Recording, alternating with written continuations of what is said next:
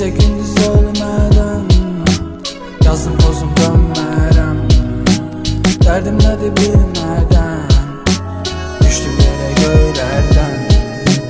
Gece gündüz olmadan yazdım pozum dönmərəm.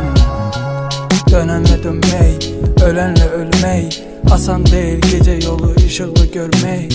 Vacip değil hayat bir gün 5 gün olsun. 5 gün geçti denen sonra soran olsun.